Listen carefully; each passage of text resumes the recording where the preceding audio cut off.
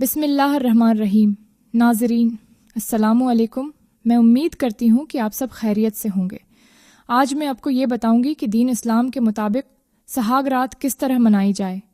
اس رات میاں بیوی کو کون سے کام کرنے چاہیں اور کون سے نہیں کرنے چاہیے، میں پوری کوشش کروں گی کہ آپ کی رہنمائی اس طرح کروں کہ اب میں سے کسی کو بھی میری کوئی بھی بات ناگوار نہ گزرے۔ آئیے ویڈیو کا آغاز کرتے ہیں۔ سب سے پہلے جب آپ اپنے سہاگ رات والے کمرے میں داخل ہوں تو اپنی بیوی کو سلام کریں۔ سلام کے بعد بیوی کے ماتھے کے بالوں کو تھام کر یہ دعا پڑھیں: اے اللہ، میں اس عورت کی بھلائی اور جس مقصد کے لیے تو نے اسے پیدا کیا اس کی بھلائی مانگتا ہوں، اور اس کی برائی اور جس برائی کے لیے تو نے اسے پیدا کیا اس سے تیری پناہ مانگتا ہوں۔ یہ دعا بیوی کے ماتھے کے بال پکڑ کر پڑھنی چاہیے، مگر دیا پڑھنے سے پہلے بیوی کو بتا دیں کہ آپ دعا پڑھنے لگے ہیں، ورنہ وہ گھبرا سکتی ہے کہ ابھی پہلی رات ہی سے بال پکڑنا شروع کر دیا، پتہ نہیں آگے کیا ہوگا۔ شادی کی پہلی رات میں بیوی کو کوئی خاص تحفہ ضرور دیا جائے۔ یہ تحفہ کچھ بھی ہو سکتا ہے، جیسے کہ کوئی انگوٹھی، گھڑی، پرفیوم یا کوئی بھی پسندیدہ چیز ہو سکتی ہے جو آپ کے دل کو اچھی لگے۔ بیوی کو اس رات مٹھائی بھی کھلا سکتے ہیں، اور اگر اپنے ہاتھوں سے محبت سے کھلائیں تو یہ محبت بڑھانے کا خوبصورت طریقہ ہے۔ اس کے بعد اپنا اور اپنے خاندان کا مختصر تعارف کروائیں اور اپنی پسند و ناپسند بیوی کو واضح طور پر بتائیں تاکہ وہ آغاز سے ہی آپ کو سمجھ سکے، کیونکہ پہلی رات کی نصیحت بیوی کو ساری زندگی یاد رہتی ہیں اور یہ باتیں عورت کے دل میں ہمیشہ کے لیے نقش ہو جاتی ہیں۔ اس کے بعد اب شکرانے کی نفل ادا کریں، مگر شکرانے کی نفل ادا کرنے سے پہلے یہ دیکھ لیں کہ اپنے عشاء کی نماز پڑھ لی ہے۔ اگر نہیں پڑھی تو پہلے عشاء کی نماز ادا کریں، پھر اس کے بعد شکرانے کی نفل نماز پڑھیں۔ کئی لوگ سہاگ رات کو عشاء کی نماز چھوڑ دیتے ہیں، یہ صحیح نہیں ہے۔ آپ اپنے رب کو ضرور یاد کریں اور اس کا شکریہ ادا کریں، اور شکریہ ادا کرنے کا سب سے بہتر طریقہ نماز کا ہے۔ اپنے نماز اکیلے نہیں پڑھنی بلکہ اپنی بیوی کو بھی نماز کی تلقین کرنی ہے۔ اس کے بعد اگلا مرحلہ آتا ہے جنسی تعلق کا۔ یہ بات یاد رکھیں کہ شادی کی پہلی رات میں بیوی کے ساتھ جسمانی تعلق بنانا کوئی ضروری نہیں ہوتا۔ بعض عورتوں کے ماہواری کے دن ہوتے ہیں، بعض عورتیں بہت گھبرائی ہوتی ہیں، اس لیے یہ کام بیوی کی خوشی اور اس کی چاہت کے ساتھ ہونا چاہیے۔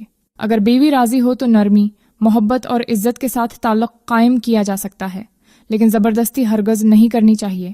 زبردستی کرنے سے عورت کے دل میں یہ تاثر پیدا ہو سکتا ہے کہ مرد صرف جسمانی خواہش پوری کرنے کے لیے شادی کرتا ہے۔ مباشرت کے وقت مکمل برہنہ ہونا منع نہیں، مگر بہتر یہ ہے کہ چادر یا کپڑے سے کچھ حصہ ڈھانپ لیا جائے، یعنی برہنہ ہونا جائز ہے، مگر حیا اور تہذیب کا تقاضا یہی ہے کہ کچھ پردہ باقی رکھا جائے۔ علماء کہتے ہیں خاوند اور بیوی کے درمیان کوئی ستر نہیں، اور خاوند اور بیوی کا ایک دوسرے کا شرمگاہ دیکھنا بھی جائز ہے۔ اسی طرح علماء کہتے ہیں جمار کے دوران خاوند اور بیوی کا مکمل طور پر برہنہ ہونا ادب کے خلاف ہے، لیکن ناجائز نہیں ہے۔ میں نے بہت سے علماء اور دار الافتہ سے معلومات کی ہے، وہ کہتے ہیں شریعت میں حرام چیزیں صرف دو ہے: حیض کی حالت میں جماع کرنا اور دبر میں جماع کرنا۔ مباشرت کے بعد فوراً بیوی سے الگ نہ ہوں، بلکہ کچھ وقت پیار بھرے انداز میں بات کریں تاکہ عورت کو منزل ہونے میں ٹائم مل جائے اور وہ بھی اب کے ساتھ فارغ ہو جائے۔ کمرے کی روشنی درمیانی رکھیں، نہ بہت تیز ہو نہ بالکل اندھیرا، تاکہ پردے اور حیا کا ماحول قائم رہے۔ روشن کمرے میں مباشرت بھی جائز ہے، لیکن مدھم روشنی بہتر ہے۔ مباشرت کے بعد غسل جنابت کرنا مستحب ہے، لیکن فوراً نہ کریں کیونکہ جسم گرم ہوتا ہے۔ تھوڑا وقت گزرنے دیں، پھر غسل کریں۔ اگر اسی رات دوبارہ مباشرت کی خواہش ہو تو غسل کرنا بہتر ہے، لیکن بغیر وضو بھی جائز ہے۔ البتہ وضو یا غسل کر لینا افضل ہے۔ سہاگ رات کی باتیں کسی سے شیئر کرنا حرام اور گناہ کبیرہ ہے۔ اکثر لوگ صبح دوستوں سے پوچھتے ہیں کہ رات کیسی گزری، یا لڑکیاں اپنی سہیلیوں سے ایسے سوال کرتی ہیں جو سراسر شریعت کے خلاف ہے۔ ناظرین، یہ تھی نکاح کی پہلی رات سے متعلق اسلامی رہنمائی۔ کچھ لوگوں کو شاید میری یہ باتیں اچھی نہ لگی ہوں، مگر یہ بات یاد رکھیں کہ ہمارے مذہب اسلام میں نماز پڑھنے سے لے کر بیوی کے ساتھ ہمبستری کرنے کے زندگی کے ہر کام کرنے کا طریقہ بتایا ہے۔ مگر اس کے باوجود اگر آپ کو میری یہ باتیں اچھی نہیں لگی ہیں تو میں آپ سے اس پر معافی چاہتی ہوں۔ اللہ تعالی ہم سب کو دین پر چلنے، دین کو سمجھنے اور اس پر عمل کرنے کی ہمت اور توفیق دے، آمین۔